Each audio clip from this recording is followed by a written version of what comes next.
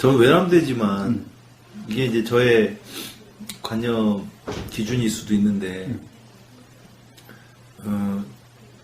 부처님도 그런 말씀을 그러니까 그런 상황에서 그렇게 하셨는데 저는 가장 중요한 게 생사의 문제가 아닌가 싶거든요.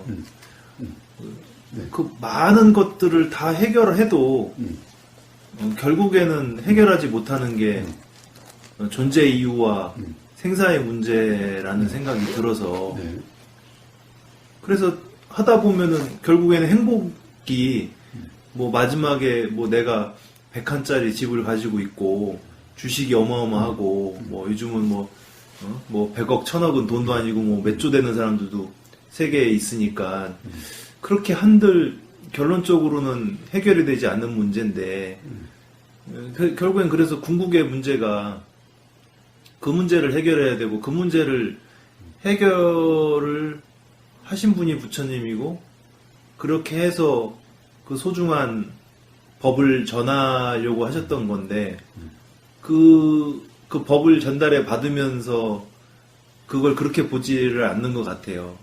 저는 물론 이제 일상생활에서 여러 가지 것들을 경험을 하지만 그럼에도 불구하고 가장 사실 궁금한 거는 생사의 문제라고 저는 생각을 하거든요. 그리고 생사의 문제라고 접근을 해가지고는 해결이 되지 않기 때문에 경험과 자각을 얻고 싶은 그런 소망은 사실은 있고요. 그런 상태입니다. 사실은 재산이 많으면 많을수록 죽는다는 게 더 불안하겠지요. 그렇죠. 어렵겠지요. 네. 없는 사람은 네. 뭐 없으니 뭐 죽어도 상관없어 뭐 이럴 수 있는데 많은 사람은 사실은 많으면 많을수록 죽기는 그럴 거예요. 결국에는 이 재산을 어떻게 처리할까? 자식에게 줄까? 자식에게 주는데 또 이 세금을 얼마나 떨어질까? 온갖 이 사실 그런 게 많은 거죠. 그러니까 사실은 많이 가지면 가질수록 생사로부터 자유로울 수가 없는 거예요. 어떤 사람은 저한테 그러더라고요. 너는 내가 잘 몰라서 그러는데 뭐를 많이 갖고 있거나 행복해서 그런 소리를 한다고. 네가 지금 돈도 없고 힘들고 그 예를 들면은 뭐 월급도 적게 받고 그다음에 뭐 비정규직으로서 뭐 해서 직업도 언제든지 날아갈 수 있고 하면 네가 그런 소리 할 수 있겠냐. 너는 지금 배부른 소리다. 그런 사람도 있는데 물론 그런 친구들도 있으니까요. 뭐 기업이 날아가고 뭐 그러다 보니 뭐 부자였다가 뭐 힘든 친구들도 있기 때문에 그런 친구들을 만나면은 그 친구들 입장에서는 배부른 소리로 들릴 수는 있겠죠. 근데 그걸 이제 생사라 그러니까 배부른 소리 같지만은 사실은 자기들이 그 지금 이 직장이 잘리냐 안 잘리냐 또는 계속될 수 있느냐 없느냐 사실 여기에 불안하다 불안하지 않다 이게 이 자체가 바로 생사 문제인데 사실은 그렇습니다. 표현만 다를 뿐이지 만약에 이게 생사 문제가 아니라고 한다면은 뭐 잘리면 어때? 매 순간 그걸 경험하는 그 자체가 그 그렇지. 순간이 이제 괴로움으로 가득 차 있기 때문에 힘든 건데 그게 바로 생사 문제인데. 사실은. 근데 이제 상상으로 그러는 거죠. 상상으로 이제 너는 뭐가 있고 하니까 저를 그 인식하는 게 그렇게 인식이 돼서 이제 배부른 소리 한다라고 이제 생각을 그러니까 마치 생사 문제를 무슨 뭐 철학 문제라든가 뭐 어떤 이런 그렇게 관념적인 문제라고 생각하니까 배부른 소리라 그런 거 있어요. 그렇죠. 사실은 그 어떤 생존의 문제, 생존 순간순간의 경험의 문제인데 사실 생사 문제라는 것이 그러니까 맨날 그 순간순간 사실 이게 가령 살아야 될 문제 라고 생각하니까 가령 직장에서 안 잘려야 되고 직장이 오래 가야 되고 이게 관심거리고 이게 중요한 문제지. 사실은 이 자체가 하나하나가 다 생사 문제인데. 그러니까 결국에는 생사로부터 자유롭다는 것은 결국에는 이 순간의 경험에서 자유롭다는 말이니까 다른 바가 아닌 거예요. 사람들이 온통 가령 뭐 직장이니 돈이니 뭐 이런데 얽매여 있다는 것이 생에 얽매여 있는 거잖아. 생에 얽매여 있는 거잖아. 그 다음에 이제 점점 나이가 들어서 조금씩 불안해지는 것은 사에 얽매인 거잖아. 사실은 이 생사라는 것은 동전의 양면 같아가지고 다른 문제가 아닌데 그러니까 사실 매 순간이 그런데 이걸 갖다가 마치 관념적으로 표현이 되는 것 같으니까 마치 철학적인 문제 같으니까 그러니까 배부른 소리가 따라 느껴지는 그 거예요. 웃기는 소리 하네 이런 거죠. 그렇지. 사실은 매 순간 경험의 문제고 이게 이 생존 현장의 문제인데 생사의 저는 문제가. 굉장히 절박하다고 느껴질 때가 있어서 어떤 괴로움보다 크다는 느낌이 있었거든요. 중학교 때. 근본적인 괴로움의 원인이니까. 예, 근데 그때 어렸을 때인데 갑자기 그 생각이 들어서 자다가 그 상상을 한번 해봤거든요. 죽으면 발생할 수 있는 상태가 어떤 건지. 근데 내가 없어진다는 그 생각으로 내 생각도 못하고 뭣도 못하고 그러면서 하지 못한다는 생각을 하다 보니 온몸에서 막 전율이 일어나면서 그 엄청나게 그 고통스러운 걸 느꼈거든요. 그래서 이게 내가 살아있으려고 하는 본능의 극치구나라는 생각이 들었었어요.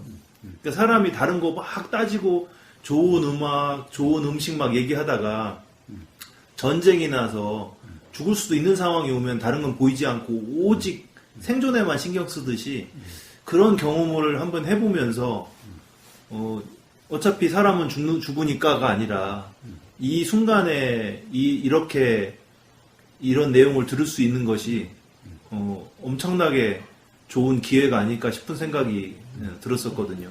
그래서 그걸 좀 어떤 때는 절박하게 생각하는데 절박함을 다른 사람한테 표현했을 때는 역시나 그 절박함은 제 속에 있는 절박함의 경험이기 때문에 그렇게 전달이 되지는 않더라고요. 사실 삶의 가장 근본적인 문제가 생사 문제지요. 사실 삶에서 모든 이 괴로움, 어떻게 보면 욕심과 화라고 하는 것도 기본적으로 생사 문제예요. 그러니까 사실은 누구나가 지금 발등에 떨어진 불인데 그걸 인식을 못하고 있을 뿐이야. 그걸 인식을 못하고 있는 것일 뿐이야. 어떤 자기 생각에 빠져 있으니까. 그런데 사실 그것이 다 기본적인 생사의 문제. 생사로부터 자유롭다면 삶으로부터 자유롭고, 그러면 이 괴롭다라고 이렇게 경험되지 않는 그런 게 되는 건데, 생사에 사실은 생사라는 말을 표현이 그렇지 않을 뿐, 다들 생사에 얽매여져 있으니까, 삶이 힘들고, 괴롭고, 그런 거죠. 그렇죠. 자유롭지 않은 거죠. 예, 그래서 사실은 생사의 자유는 뭐 말 그대로 삶의 자유예요. 죽음으로부터의 자유이기도 하고. 그렇죠. 그러니까 삶의 자유라는 것은 지금 이 순간에 항상 문제야. 그러니까 이게 관념적인 문제로서 배부른 그런 문제가 아니라고 사실은. 그렇죠. 예. 철학으로 자꾸 이해를 하는 것 같은. 그러니까 그런 배부른 사람이 생각하는 철학, 그 어떤 그런 관점론은 생각론은 이렇게 생각하는 거지. 네. 그래.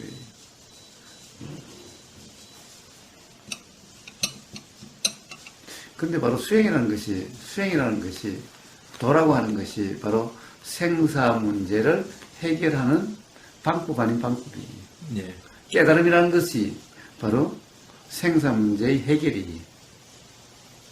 그리고 이제 해탈이라고 이름하는 것이 생사 문제로부터 자유예요. 즉 생사로부터 자유롭다는 것은 생이 뭐고 사가 뭐라는 것이 분명해져야 자유예요. 그러니까 이 생사로부터의 자유는 생이 뭔지 사가 뭔지가 분명하지 않으면 자유가 있을 수가 없어요. 그러니까 아까 포인트 1, 2와 똑같은 거예요. 그래서 이 생사의 자유, 그것은 결국에는 자각 깨달음으로 그것이 분명해지는 거고, 그리고 그렇게 되는 길이 수행이다, 도다라고 하는 거예요. 근데 생사 문제를 해결하려고 머리를 싸매본들 그렇게 될 수는 없는 거죠. 이제 요즘 어떤 그런 이 사유로서 어떤 그런 이 생사의 문제 또는 깨달음을 얻을 수 있다라고 이야기하는, 지난번 해우소 시간에도 그런 분이 있고, 또 실제로 어떤 수행 지도하시는 분도 그런 분들이 있는데, 사실은 철학이라 하는 것이 기본적으로 사유로서 생사 문제를 해결하려고 하는 거죠. 그리고 철학이라는 것이 바로 어떻게 보면 철학, 이게 사유라는 거죠. 예. 그런데 철학으로서 그렇게 될 수 없다는 것은 이미 철학의 역사가 그걸 이야기해주고 있는 거예요.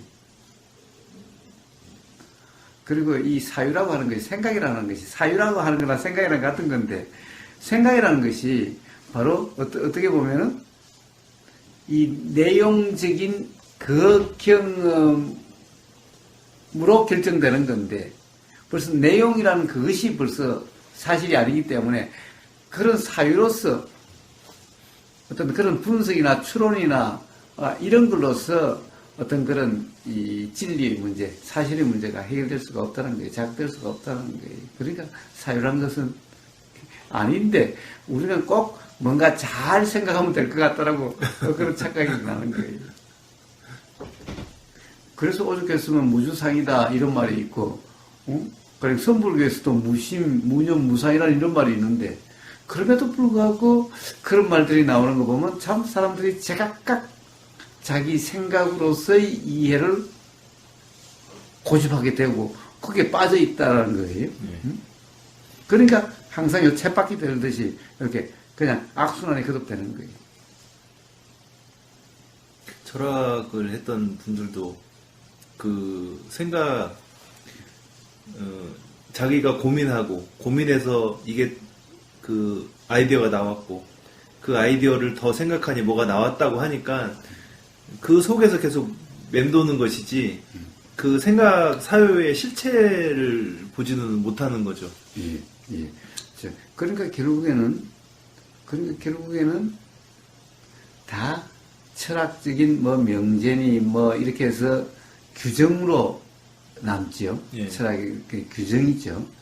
그러니까 우리가 가장 유명한 철학자로 기억되는 사람이 누구예요? 니체나 예. 칸트나 예, 헤겔이나 이마누엘 그렇죠. 칸트나 헤겔. 예. 그런 사람들 다 그래서 관념론이라고 얘기하는 거예요. 예. 예. 관념 철학이라고 얘기하는 거예요. 예. 그리고 뭐 실용주의니 이런 게 해서 이제 경험 철학을 얘기하는 것조차도 결국에는 규정이라는 거예요. 예. 어떻게 보면은 그로부터 그래도 좀 벗어난 것 같은 사람이 화이트 헤드라고 하는 철학자예요. 그는 과정 철학이, 그러니까 규정 철학이야. 규정 철학은 종교를 짓는, 뭐 딱 이렇다 규정하는 거잖아. 과정이라는 것은 규정할 수 없다라는 거잖아. 그래서 이 화이트 헤드라고 하는 철학자, 그 사람이 근대 철학자지, 죽었으니까. 네, 네. 지금 살아있는 사람은 아니니까. 어쨌든, 거기서 과정 철학이라고 하는, 즉, 규정할 수 없다라고 하는.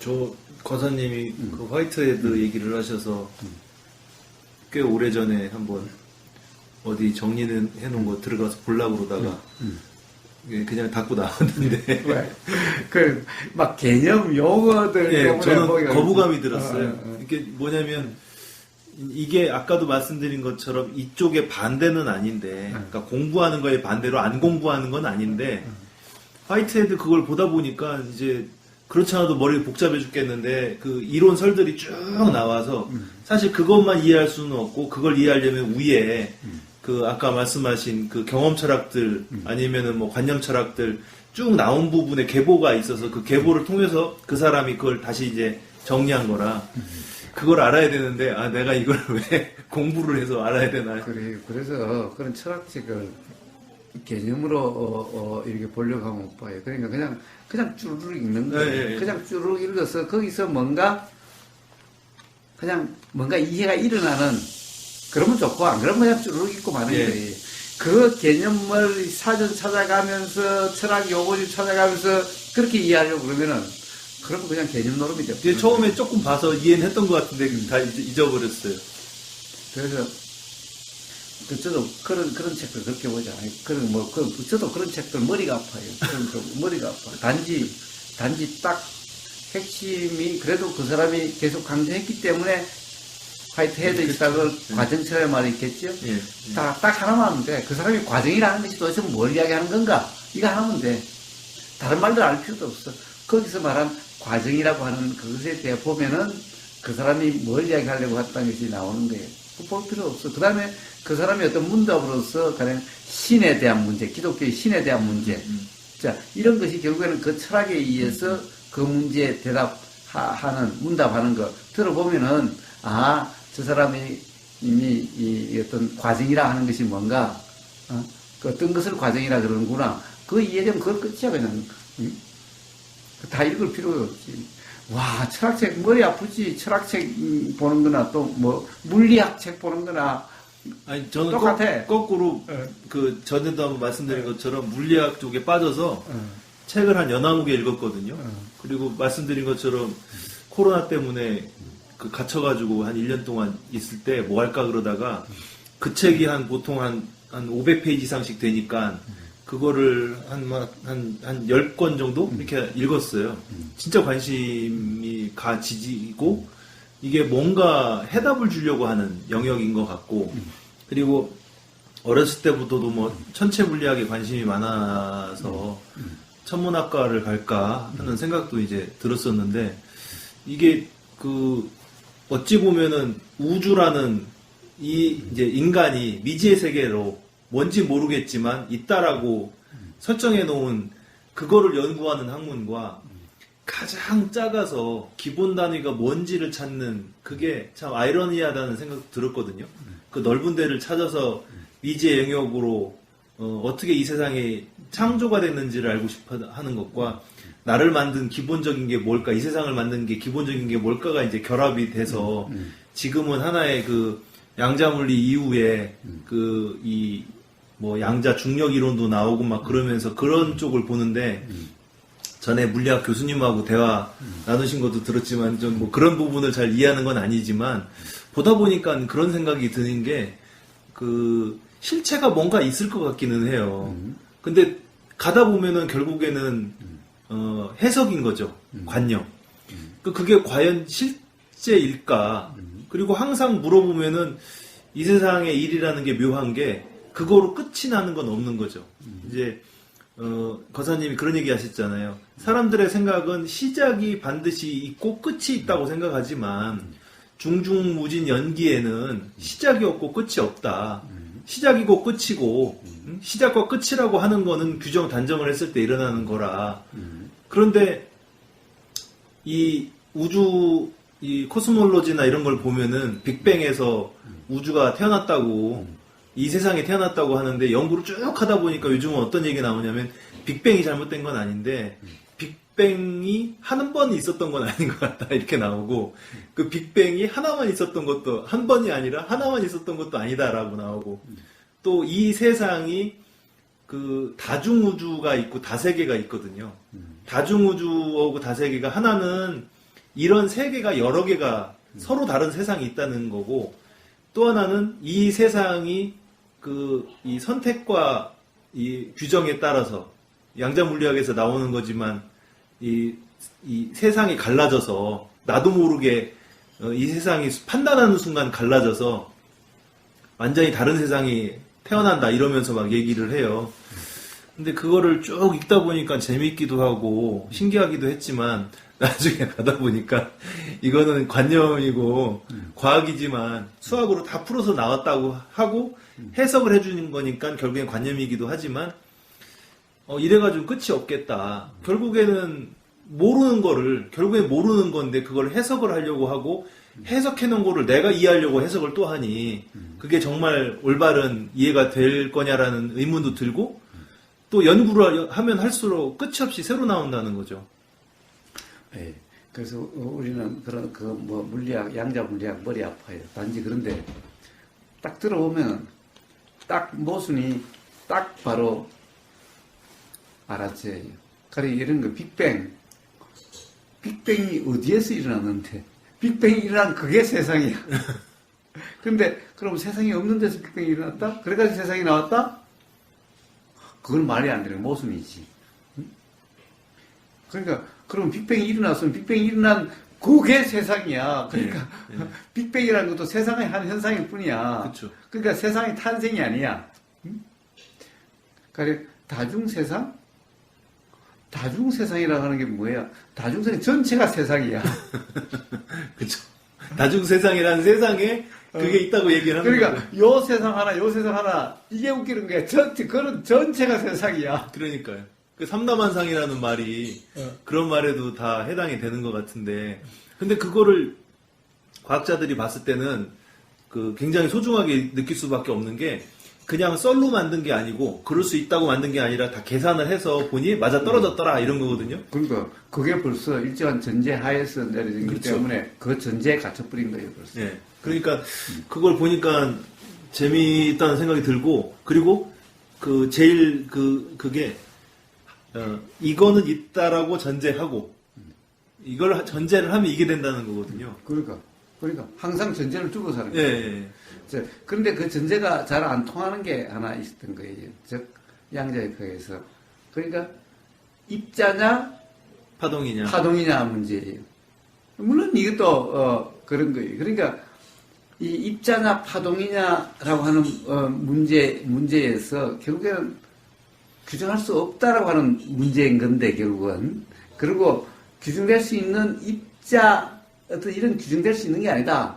그 다음에 파동이라 하는 것에 대한 이해를 잘못하요. 파동이라 하는 것을 또 어떤 하나로 또 규정하고 있는 거예요. 그렇죠. 네. 네. 그러니까 이 전제가 다 딱 양자역학이라 양자물리학을 들어보면은, 그러니까 물리학자들의 이야기를 딱 들어보면은 기본적으로 이 전제가 잘못됐는데 그 전제 하에서 전부 다 이야기하고 있는 거예요.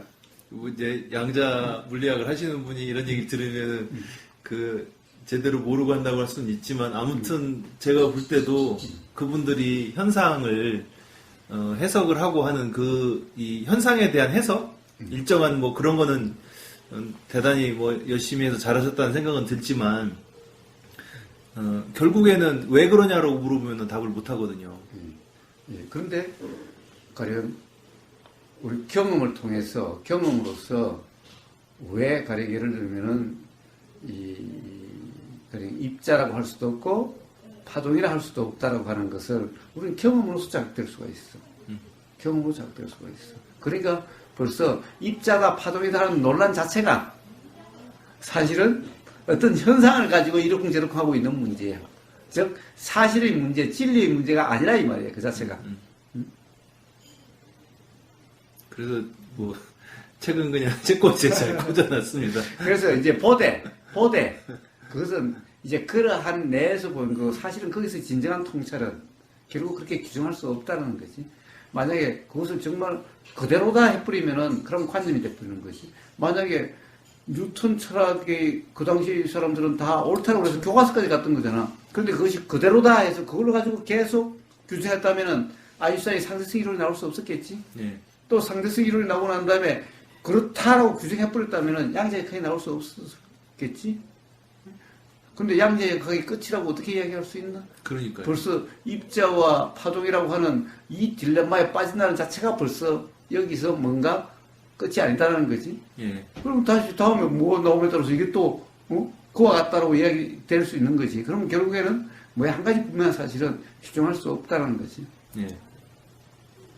단지 이런 전제하에서 뭐 이런 규정하에서 요런 정도 선에서는 요렇다고 할 수 있지만 이거는 그냥 현상이고, 예. 그러나 결국에는 이게 물리, 이치, 사실이라고는 딱 규정할 수는 없겠다라고 하는, 이거는 분명한 거지. 그래야 새로운 발견이 일어날 수가 있고 관념에 빠지지 않게 되는 거지.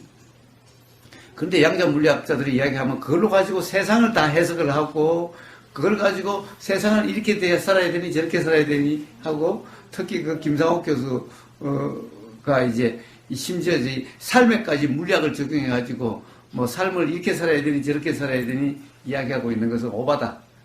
그거는 어떤 관념으로 또 다른 것을 해석하고 있고 규정하고 있는 것일 뿐이다라는 거예요. 그 전제하에서. 그러니까 그래서 최근에 이제 보면은 재밌는 거는 그 양자 물리학 하는 이제 분들이 시간은 없다. 최근에는 공간도 없다.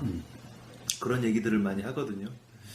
그런 부분들은 해석이지만 들어보면은 이제 시간이라는 것과 공간이라는 것이 우리가 이렇게 그럼 이게 공간이라고 생각하지만, 이렇게 비어 있다고 공간이라고 생각하지만 이런 건 없다. 이렇게 이제 물리학자들이 전제를 하는 거를 보면은 그래도 뭔가 시체를 보려고 접근하는 그런 부분은 있지 않냐 싶은 그렇죠. 생각이 들더라고요. 그러니까 사실 과학이라는 것이 결국에는 과학이라는 것 또한 결국엔 사실을 규명하려고 하는 예. 노력이라는 측면에서는 예. 수행과 다르지 않아요. 예. 그런데 그것을 번번이 어떤 발견을 다시 개념으로서 정리하는 여기에서 사실은 사실로 가지를 못하고 계속해서 관념의 역사가 돼버린 거지. 예. 과학의 역사 또한 관념의 역사가 돼버린 거지. 예. 그런데 결국에는 어떤 이 꾸준히 관념을 깨고 사실을 규명하려고 하는 이 노력이라고 하는 이 측면에서는 수행이라는 거와 다를 바가 없어요. 예. 뭐 물리학자들이 저 기본 입자라는 거를 이렇게 정리를 해서 그 기본 모형 이런 걸 만든 게 있는데 그 강의 같은 걸 제가 좀 들었었는데 그 재밌는 게 맨 마지막에 다만 여기 나오는 기본 모형이 14개인지 16개인지가 있는데 그게 왜 16개일 수밖에 없는지는 과학자들이 알 수 없다. 그 다음에 왜 얘네들은 같은 놈인데 질량이 다르고 또 뭐 에너지가 다른지 그건 알 수가 없다. 아무튼 간에 16개다. 그러니까 그걸 모르면서 그렇다고 규정하는 꼴이잖아. 그래서 이제 과학은 과학인데 저 재밌어하는 저라는 사람이 재밌어하는 영역이긴 한데 쭉 보다 보면은 이게 그 사실을 밝히려고 하는 썰이지 이게 사실은 과학자도 알 것 같아요. 사실은 과학이 밝히고자 하는 거는 사실은 그럴 수 있거든요. 진정 그 빛은 뭐냐? 그럼 빛이 뭐다라는 게 나와야 되는데 빛을 알 수는 없죠. 빛이 얼마나 빠른지, 빛이 어떻게 변하는지, 빛이 어떤 영향을 주는지 규정할 수가 없다는 거지. 결국. 예.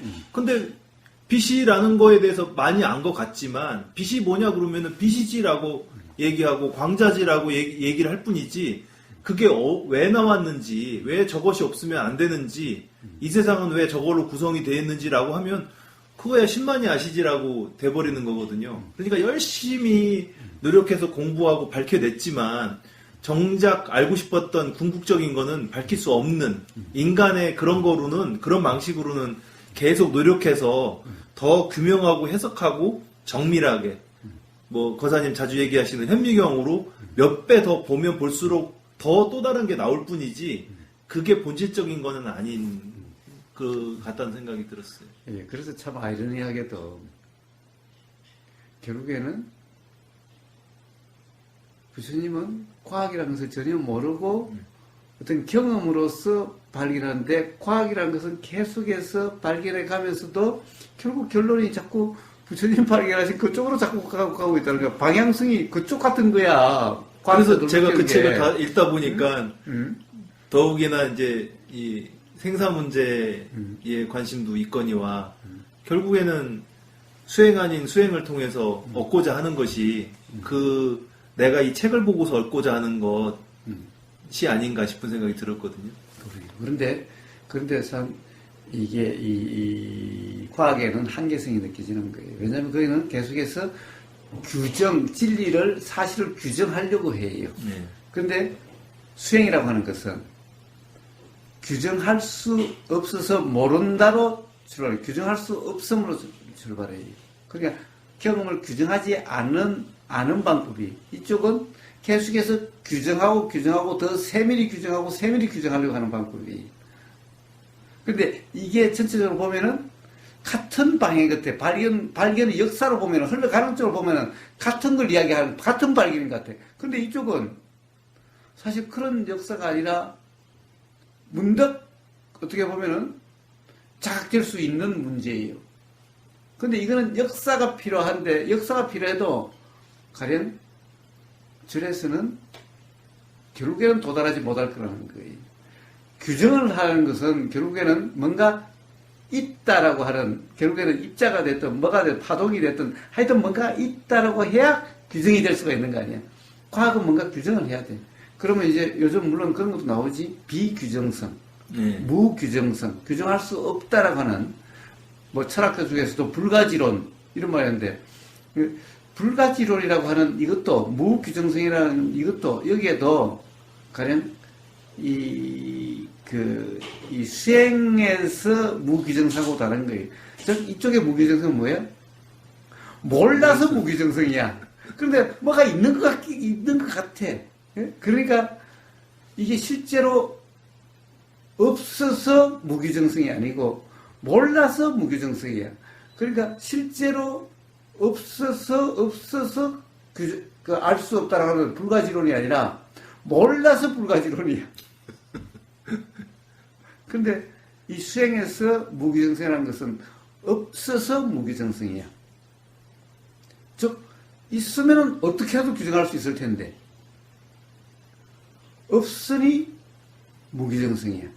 그러니까 무실체성과 무규정 같은 말이야. 그런데 과학에서 무규정성이라는 것은 몰라서 무규정성이야. 실체가 있기는 분명히 있어. 이렇게 생각해서 없다는 생각이 없는 거야. 과학. 왜냐하면 규정을 해야 되는데 지금 딱히 없다라고 규정할 수 없는 거야. 그렇지만은 몰라서 규정할 수 없는 거지. 없다라고 하는 것이 분명히 해서 규정할 수 없는 게 아니에요. 이 점이 다른 거예요. 그래서 이 점이 다른 거예요. 그런데 점점 과학이 자꾸 발전하면 발전할수록 물리학이 발전하면 발전할수록 자꾸 요렇게 가고 있다라고 하는 결국에는 이 무실체성 그러니까 그리고 이 무항상성 그러니까 결국에는 무상무화라고 하는 과학이 발전되면 발전될수록 자꾸 여러 방향성인 것 같아. 방향성이 그거가 맞는 것 같아. 응? 결국에는 근대 물리학이 자꾸 뭐 규정하고 했는데 자꾸 규정할 수 없다로 자꾸 이렇게 돼 가는 거예요. 양자역학으로 뭔가 규정하려고 하니까 또 이게 파동인지 입체인지 이것도 규정할 수가 없어. 결국에는 그렇게 가면 끝에 가면 어떻게 되겠어? 결국에는 규정할 수 없다. 실체는 없다. 어떻게 보면 지금은 실체가 없다는 것은 뭐 거의 상식 같은 문제이긴 한데 그런데 문제는 아직도 과학자들이 여전히 아직 발견을 못했어. 아직 현미경이라든가 뭐 그건 있다고 전제하는 거죠. 이런 것의 한계로. 그런데 있을 거야라는 거. 있을 거야라는 것이. 뭔가 그 핵심이 되는 뭔가가 이제 발견하려고 하는 게 있으니까 그걸 계속 찾아 나가는 것 같은데 결론적으로는 찾으면 찾을수록 기존에 뭐가 있다는 게 아닌 게 되는 거죠. 아닌 걸 확인하는 거죠. 사실은 어떻게 보면은 이런 실체는 없다라고 하는 것을 어떻게 보면 이미 어떤 그런 연구를 하다 보니까 이게 어떤 영감이 그렇게 떠오르는데 그런데도 이게 석연치 않아. 분명치 않아. 그러니까 자꾸 연구를 하게 되고 자꾸 뭐 그렇게 되는 거예요. 사실 어떻게 보면 그걸로 끝이 난 건데 어떻게 보면. 그렇죠.